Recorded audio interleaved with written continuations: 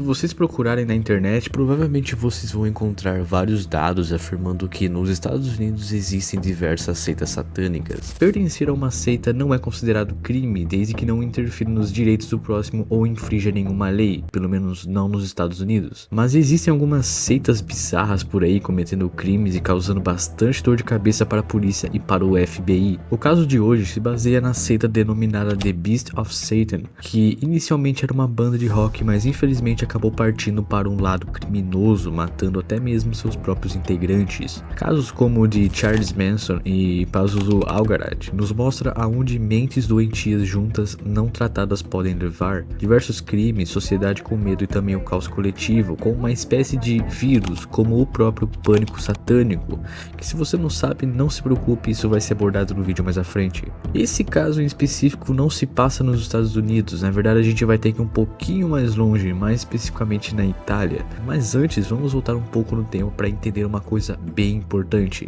Na década de 1970, a popularidade da Igreja de Satã, fundada por Anton LaVey em 1966, só aumenta e acabou sendo citado como uma prova de cultos satânicos. Além também de bandas de rock como Black Sabbath, por exemplo, eram associadas a símbolos ocultistas. E em 1976 se dá o início aos crimes de David Berkowitz, ou também chamado de o assassino do calibre 44 e o filho de Sam. Ele ficou famoso não só pelos crimes, mas também pelas cartas enigmáticas enviadas à polícia e à imprensa, assinadas como Son of Sam. Depois de preso, declarou em certos momentos que era influenciado por vozes vindo do cachorro do vizinho. Tudo isso acontecendo na década de 70 acabou se criando o contexto perfeito para que fosse publicado um livro chamado Michelle Remembers, escrito por um psiquiatra chamado Lawrence Pazder e uma das pacientes chamadas Michelle Smith, que posteriormente se tornaria sua esposa. O livro retrata várias alegações de pessoas que sofreram físicos e em diversos cultos ocultistas, utilizando uma prática chamada recuperação de memória, que hoje em dia não é mais tão levada a sério. Todos esses acontecimentos, um atrás do outro, foi dando início a uma histeria chamada pânico satânico nos Estados Unidos, logo após o lançamento de Michelle Remembers, criando o caos e um medo coletivo nos americanos, tendo seu declínio apenas em 1990, quando pesquisadores independentes e jornalistas começaram a expor falhas e vários processos judiciais da época. Mas se o caso do vídeo é na Itália, por que eu tô citando o que houve lá nos Estados Unidos? The Beast of Satan surgiram nos anos 90, década em que a histeria do pânico satânico já estava em declínio, mas ainda assim houve uma espécie de influência indireta, onde a mídia e até a sociedade acabaram reagindo de uma maneira diferente após a histeria, já que a mesma teve consequências em outros países. Além, é claro, da semelhança entre músicas, drogas e satanismo. Fundada em 1995 na cidade de Busto Arsizio, localizada em Lombardia, a região mais rica da Itália, contando com 7 integrantes, o que fazia o grupo ainda de pé não era apenas a música, mas também drogas e o fascínio pelo ocultismo e até mesmo a fazendo com que deixassem de serem chamados de banda para ser chamados de assassinos em série, tendo o primeiro crime cometido em 17 de janeiro de 1998, onde, por incrível que pareça, sendo feita contra o próprio baixista da banda, Fábio Tolles, de 16 anos. Fábio estava junto de sua namorada Chiara Marino, uma garota de 19 anos que na época trabalhava como assistente de loja. O casal estava bebendo e esperando os outros integrantes da banda em um pub, onde era muito conhecido e frequentado por pessoas que curtiam heavy metal, até que Andrea Volpi chama o casal para ir até uma floresta próxima a Soma. Quando chegaram lá, decidiram encher a cara e usar drogas, coisa que era cotidiano da banda. Até que Andrea Volpi diz que Chiara deveria ser.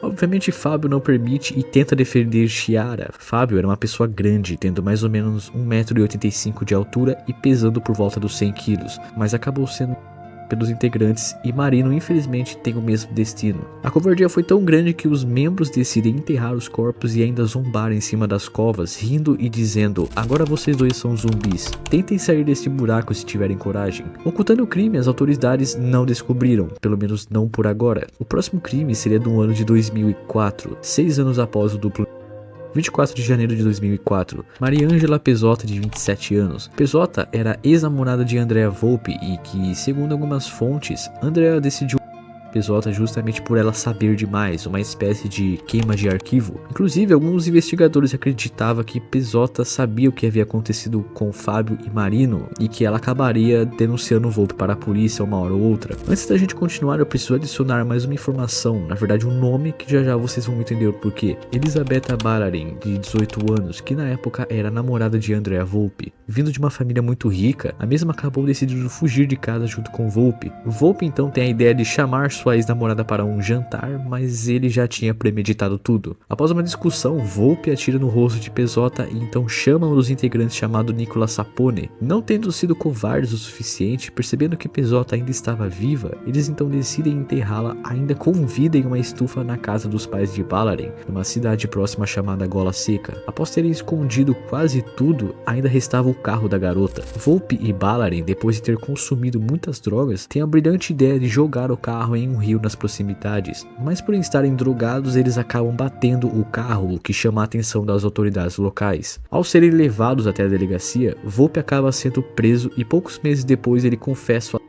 Pesota. E com isso se inicia toda uma investigação. E falando em investigação, um nome extremamente importante que gera uma certa tristeza saber disso é de Michele Tolles, o pai de Fábio Tolles. Após o desaparecimento de Fábio e Marino, as autoridades acabaram achando que era apenas um casal fugindo juntos e que um dia iriam aparecer, e acabaram não levando tão a sério o pedido de ajuda do pai de Fábio. Mas ele não cruzou os braços e ficou esperando, muito pelo contrário, sendo o exemplo de um ótimo pai que nunca acabou desistindo do filho. Não só ele, mas também a mãe de Marino. Os dois tentaram por longos anos encontrar os seus filhos, sendo que o pai de Tolles acabou frequentando locais onde alguém poderia saber sobre algum paradeiro sobre seu filho. Todo tipo de evento envolvendo heavy metal, ele estava lá, perguntando para quem quer que seja sobre seu filho, além de espalhar panfletos na cidade. Segundo mesmo em uma entrevista, comecei a me envolver na vida noturna do heavy metal. Lá conheci músicos, sabe, apenas fãs, mas eles acabariam sendo os mesmos caras que anos depois foram revelados como os assassinos do meu filho. Circulavam rumores sobre a presença de uma seita satânica, mas eu não levava esses rumores a sério.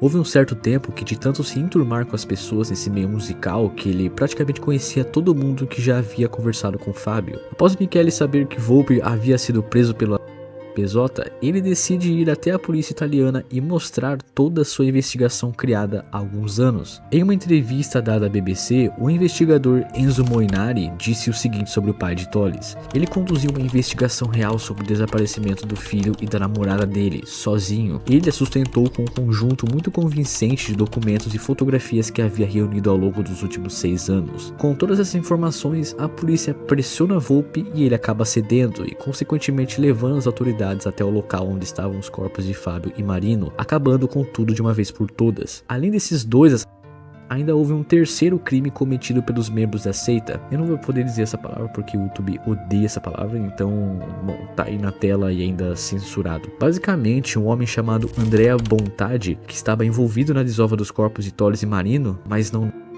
em si, e por isso Volpe e Sapone decidem dar um fim a Andrea. Em setembro de 1998, após beber cerveja em um pub com os integrantes dessa seita, Andrea decide ir embora, mas logo depois de sair do bar, Sapone chega até ele e lhe dá um pouco de dinheiro para que ele abastecesse o carro, e então o mesmo diz a ele: ou você faz ou nós fazemos. E naquela noite, Andrea estava totalmente fora de si, já que os integrantes haviam colocado várias drogas em sua bebida. Após entender o que Sapone havia dito, Andrea dirigiu a 180 km por hora até que ele colide contra a parede de uma casa. Após analisar o trajeto que ele fez, a perícia constou que não havia sido encontrado nada que comprovasse que Andrea tinha tentado frear o carro, nem marcas de pneu queimados, nem nada. Além desses 3 crimes, a seita também foi suspeita em vários outros, entre eles um homem chamado Luca Colombo, de 21 anos, que trabalhava na época como vendedor. Durante aquele tempo ele era amigo de Sapone e em 5 de maio de 2004 foi encontrado em A seita foi acusada de vários outros crimes, até porque em 2004 um integrante, Mario Macione, acabou acusando o grupo de estar ligado a 14 outros crimes, mas nenhum além desses 3 ditos antes foi realmente provado. Com os crimes já descobertos pelas autoridades, Volpe, Ballarin e os outros integrantes da seita foram levados a julgamento. Inicialmente a promotoria pediu 20 anos de prisão para Volpe, mas no final ele acabou sendo sentenciado com 30. Sapone acabou sendo condenado à prisão perpétua e 4 integrantes e Ballarin foram condenados condenados a 26 anos de cadeia. Depois do julgamento, o pai de Tolles e a mãe de Marino disse o seguinte: conseguimos justiça para Chiara, agora Volpe terá que ficar preso por 30 anos. Se tivessem me ouvido 7 anos atrás, Mariângela nunca teria sido morta, o que faz bastante sentido já que o desaparecimento do casal não foi levado tão a sério pelas autoridades. Mas mesmo com a pena de 30 anos de Volpe, ele acabou sendo solto em abril de 2020 e Ballarin também foi solto em 2017. Andrea Volpe e Nicola Sapone, provavelmente os integrantes mais perversos dessa seita, criminosos que só precisavam de um grupo com outros criminosos para cometer os seus crimes e se tornarem assassinos em série.